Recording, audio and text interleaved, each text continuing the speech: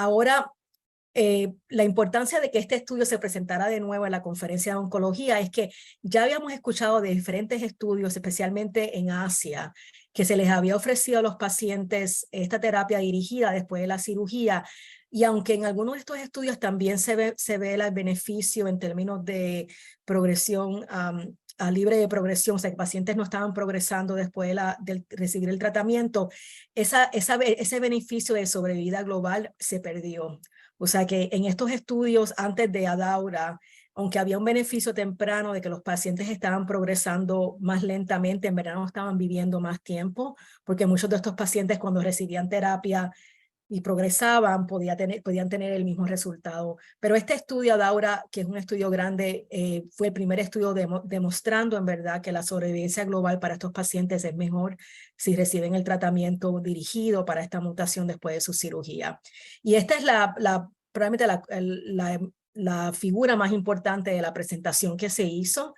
Básicamente aquí vemos ya los 5 años, que son los 60 meses aquí, vemos que el grupo de pacientes que estaba recibiendo esta terapia dirigida y pararon a los 3 años, que pararon aquí a los 36 meses, todavía ese beneficio continuaba. Y el 88% de esos pacientes estaban vivos sin progresión, comparado con un 78% de los pacientes que estaban observados.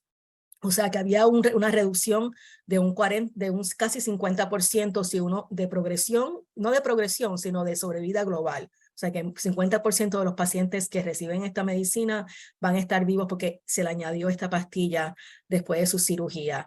Ahora, hay diferentes puntos que se han discutido.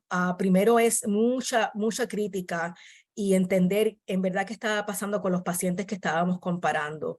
Porque si en verdad estábamos a los 3 años que los pacientes estaban recibiendo, va a ser la diferencia entre estas dos curvas.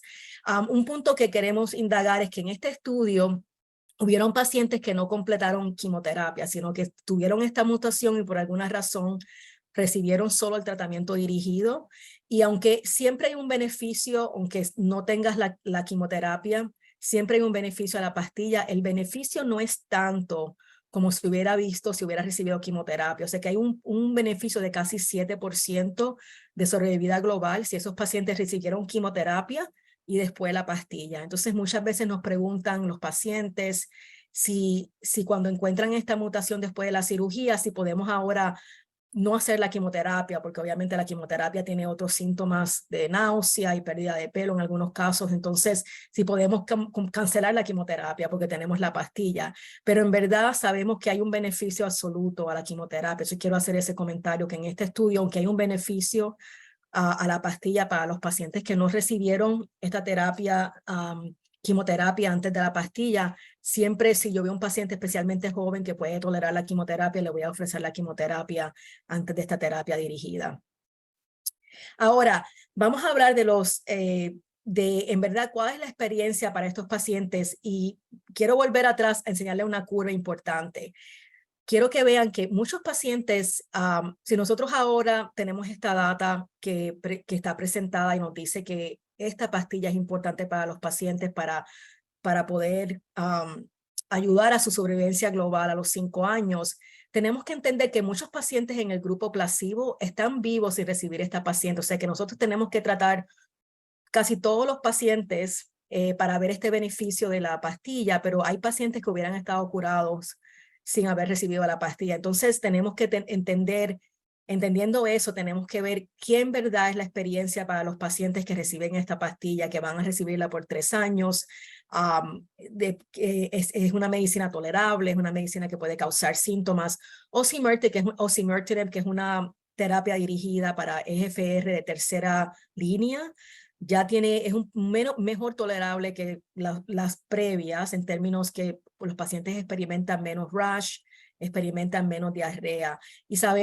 Pero sabemos que sí, un 98% de los pacientes van a describir un síntoma porque están tomando una terapia.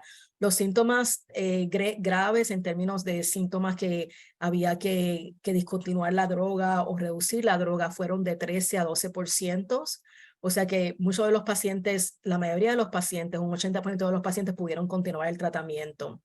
Pero sí hubieron, como discutíamos en el caso de esta mañana, casos donde o hay cambios en los laboratorios de la función hepática, o los pacientes tienen diarrea, o los pacientes tienen un rash, hay que cambiar la dosis o bajar la dosis en estos pacientes. Pero en general, la mayoría de los pacientes la toleraron bien, no hubieron ningunos casos mortales en términos de eventos secundarios que causaron cosas serias para estos pacientes.